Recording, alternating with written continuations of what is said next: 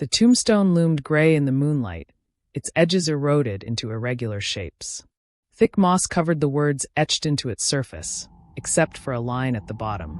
Died October 31st, 1884. Terry Ryan tried to step quickly past the ancient monument, but his girlfriend, Nikki Meyer, pulled on his hand to stop him. "Look, Terry," she said. "The person in this grave died on this same day over 100 years ago." Nikki stepped closer, her flashlight casting a dim yellow arc of light on the gravestone. Terry pulled his jacket tighter. The wind howled, sounding like the wail of a creature long dead. Somewhere something scratched and rattled against stone. "I don't believe I'm standing in the middle of the Fear Street Cemetery at night," Terry thought. He took Nikki's hand again and gave it a gentle squeeze. She turned to him, her beautiful dark eyes bright with excitement. In her red gown and black cape, she looked like a medieval princess.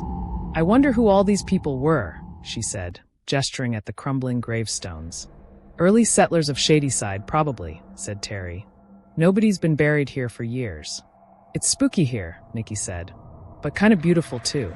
How do you suppose all those stories got started about the living dead coming out of their graves?" "Just stories," he said. "Come on, let's go." The wind gusted, and Terry saw Nikki shiver inside her cape.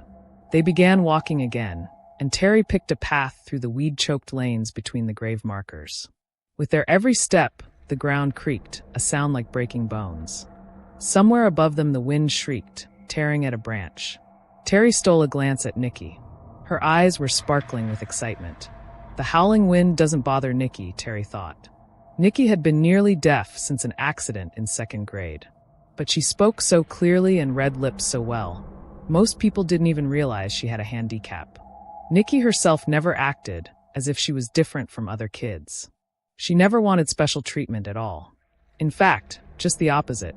Nikki was always ready for adventure. But was she ready for tonight? They were almost at the end of the shortcut that led to the edge of the graveyard. Beyond the cemetery's stone wall, Terry could see the outline of the old Cameron mansion. The tall trees around it were whipping from side to side. From this distance, it looked as if the house were slowly shaking itself. The wooden gate at the edge of the wall hung open. Without realizing it, Terry began to walk a little faster.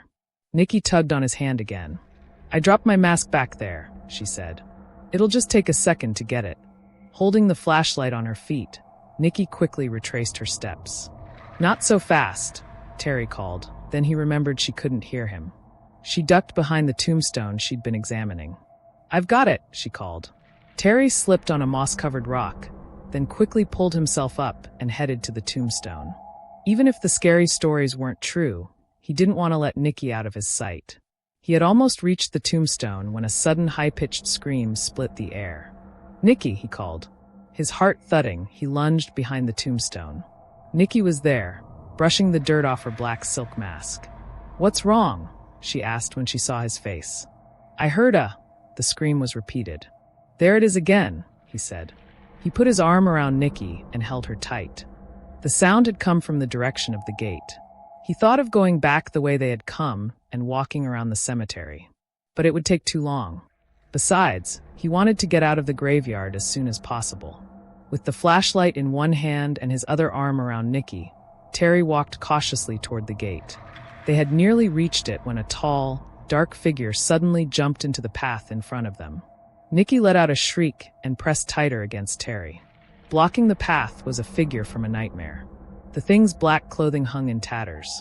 Its face, or what was left of it, seemed to be rotting away, and the flesh on its hands was peeling off the bones. "This isn't happening," Terry thought. "That thing can't be real." His hands shaking, he pushed Nikki behind him and raised the flashlight threateningly. Can a weapon hurt the living dead? He wondered. But before he could find out, the figure suddenly reached up and ripped its head off, revealing the grinning face of Murphy Carter. It took Terry a moment to realize that the gruesome head was only a mask. "Gotcha," Murphy said. "Boy, you two were scared to death. You should have seen your faces." "Yeah, sure," said Terry, hoping his voice wasn't shaking. "We knew it was you all along." "Sure you did," said Murphy. "And my grandmother's the mayor of Shadyside." He grinned at Nikki, then gestured with one of the gloves that looked like a rotting hand. "Come on, let's go," he said. "We wouldn't want to be late for this party."